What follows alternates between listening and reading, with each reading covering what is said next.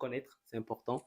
Et aussi, comme tu l'as dit tout à l'heure, être convaincu de ce qu'on va avoir à dire et pour ça, faire un véritable travail sur soi. Moi, le conseil que je donne généralement aux étudiants et même déjà à tout orateur que j'ai en formation, c'est quelque chose que moi j'appelle le triptyque de l'orateur ou de l'oratrice. Ça, c'est quelque chose qui déjà marche à tous les coups, qui est important. Généralement, on n'y pense pas alors que c'est extrêmement, c'est crucial pour tout un chacun. C'est un triptyque par rapport à historique, on va dire, un triptyque de notre personnalité, notre histoire, notre avant. Qu'est-ce qu'on était avant, qu'est-ce qu'on a vécu, qu'est-ce qu'on a subi, qu'est-ce qui fait de nous ce qu'on est maintenant. Notre présent, qui est-ce qu'on est aujourd'hui. Et l'avant et l'aujourd'hui, de toute façon, sont relatifs, sont assez liés. Et ensuite, notre futur. Qu'est-ce qu'on voit? Quel est notre. Lorsqu'on essaie de s'imaginer, de se projeter dans le futur, dans le après, qu'est-ce qu'on est, qu'est-ce qu'on voit? Et ça marche, par exemple, lorsqu'on est dans un entretien. Par exemple, je dis n'importe, là, on parlait tout à l'heure de l'entretien d'un étudiant qui va pour qui postule pour un master. Donc, avant, qu'est-ce que j'ai eu à faire? Pourquoi est-ce que j'ai eu à faire ça? Quelles sont les expériences que j'ai eues? Les expériences extra-académiques, les expériences professionnels, les stages, quels qu'ils soient, notre actuel, notre présent, aujourd'hui. Je suis dans cette formation, voici ce que j'ai réussi à avoir grâce à cette formation, les compétences que j'ai réussi à développer, et notre après. Le après qui est voici comment je me projette. Et la manière, voici donc la manière dont votre formation peut être un tremplin ou est manifestement un tremplin pour moi, on va dire vers la réalisation de mon objectif professionnel. Et ainsi, voici ce que je peux apporter à votre formation.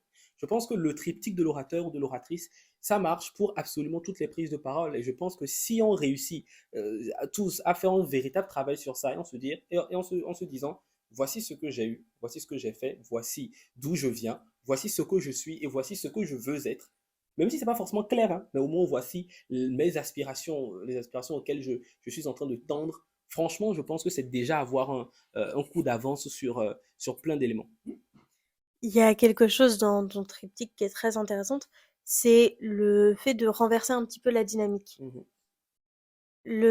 Qu'est-ce que je pourrais apporter à votre formation? mhm, Ça renverse la dynamique parce que les personnes sont là, ah, alors il ne postule pas juste, c'est qu'il va apporter un plus à ce qu'on totalement. fait. Mhm, Et dans ce cas, ça renverse la force et les autres ont envie de te mhm, garder, ont envie de t'avoir dans la formation parce qu'elles se disent, certes, cette personne peut être un bon élément dans la formation, mais cette personne peut apporter à la formation. mhm. Et à partir du moment où la personne te voit comme une opportunité, t'as gagné. Alors là, je ne sais pas, j'ai pas encore fait de recherche là-dessus pour voir si c'est véritablement dû à une différence de culture, mais le fait est que malheureusement, on oublie que même lorsqu'on postule une formation, quel que soit ce à quoi on postule, on peut et on va apporter quelque chose. On apporte de notre temps, de notre énergie, bon, de notre argent également. Il faut le mentionner quand même avec la circonstance inflationniste. Je sens un rire de quelqu'un qui est fâché avec son banquier. Donc oui, donc je pense que ça, on l'oublie généralement. On oublie que, comme on le disait au départ, on est tous pertinents. Et si on postule quelque part, c'est parce qu'on peut apporter de véritables compétences, on peut apporter une nouvelle vision. Juste le fait de mettre notre détermination en jeu, notre détermination au profit donc d'une certaine formation, bah, c'est quand même quelque chose, c'est quand même déjà quelque chose. Il ne faut pas oublier que dans toute interaction humaine, même si on montre que je suis ci, je suis ci, ok d'accord, tu es ci, mais qu'est-ce que tu mets sur la table? Et l'orateur, l'oratrice, au fond, c'est ça. Même lorsqu'on va parler, on va parler en disant que oui, je suis ci, j'ai fait ci, j'ai fait ci. D'accord, tu as tous tes titres, d'accord, tu as toutes tes expériences, mais comment est-ce que tu les valorises? Et ça, on l'oublie généralement, même si on arrive à maîtriser la manière dont on valorise une compétence, une expérience, dont on valorise notre personnalité, la manière dont on peut la mettre au profit de la formation, au profit de l'entité vers laquelle on se dirige, bah, généralement, on aura, comme je le disais au départ, on aura de l'avance et ce sera toujours positif pour nous.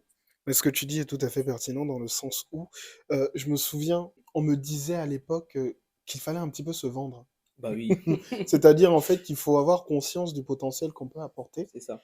Et justement, cette expérience est importante pour toute chose en fait qu'on va décider d'entreprendre, que ça soit pour un master, que ça soit pour une candidature à post-bac ou pour tout ça, quoi. Il faut avoir vraiment conscience que tu vaux quelque chose, Mhm, que tu es convaincu de ce que tu es, et encore une fois, ça passe par le travail, ça passe par la confiance en soi, c'est ça. qui se travaille bien en amont. Parce que c'est sûr que quand tu viens postuler effectivement quelque part, c'est que tu estimes que tu peux apporter quelque chose de mieux qui n'est pas déjà dans la structure dans laquelle tu postules. Et ça, c'est extrêmement intéressant. Je crois aussi qu'en France, on a souvent tendance à penser l'apprentissage comme étant quelque chose de vertical, Mhm. de, en fait, du professeur jusqu'à l'apprenant. Et pour moi, l'apprentissage est beaucoup plus horizontal que ça. On apprend. Quand on prend la parole, on apprend aussi du public. On apprend de leurs réactions. On apprend de leur manière d'appréhender les choses. On apprend de leurs questions. Pour ça, les professeurs, même en amphithéâtre, même lorsque les élèves ne participent pas, même lorsqu'ils ne prennent pas la parole, les professeurs apprennent aussi de leurs élèves. Et en cela, chaque élève dans la formation est aussi une personne pouvant apprendre au professeur. Il ne Mhm. faut pas oublier son pouvoir d'enseignant en fait. C'est ça. Ouais. Et ce que tu dis, c'est très vrai. Et quand tu le dis, moi, ça me fait penser directement à mes étudiants que j'avais eu. C'était des étudiants en master 1, là au semestre 1 en droit bancaire. Et j'ai remarqué que quand je reste dans de la pure technicité, parce qu'il en faut aussi, il ne faut pas l'oublier, mais quand je reste dans de la pure technicité, à un moment donné, je sens qu'il y a certaines personnes qui regardent à côté, qui regardent un peu à gauche, à droite. Et après, ça me rappelle, ça me dit, non, change quelque chose. Et j'ai remarqué que, en tout cas, moi, c'est ce que j'ai remarqué en tant qu'enseignant, c'est que la technicité, oui, mais aussi l'enjeu de cette technicité. Voici la manière dont ça se fait aujourd'hui. Mais c'est parce que avant, lorsqu'on le faisait de cette manière-là, on a vu certains risques, on a vu certains déboires du dispositif qui était en place. Et lorsque je leur mets un certain contexte historique en leur présentant les nouveaux enjeux auxquels les institutions bancaires, parce que l'on était dans le domaine bancaire, les nouveaux enjeux avec lesquels les institutions bancaires doivent dealer, on va le dire comme ça, bah, les étudiants, automatiquement, ils sont là, ils sont très curieux, et ils sont très curieux. Il suffit juste, je pense, de titiller leur curiosité.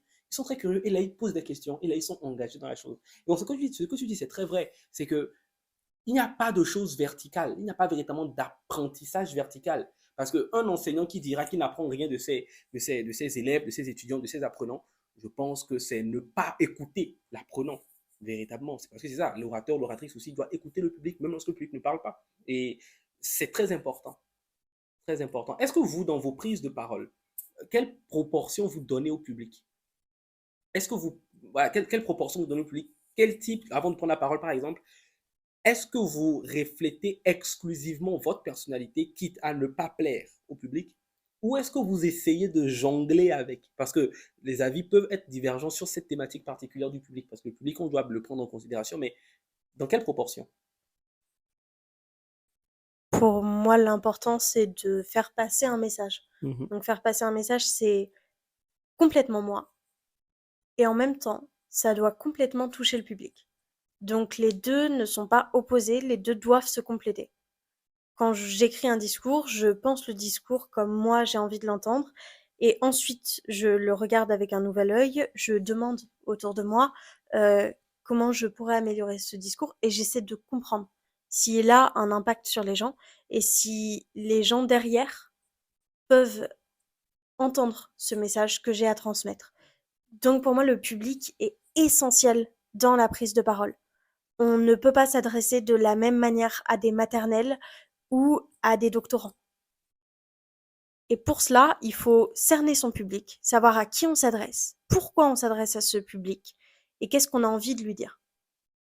Et pour autant, c'est pas se nier, c'est juste s'adapter. Mhm. Ok.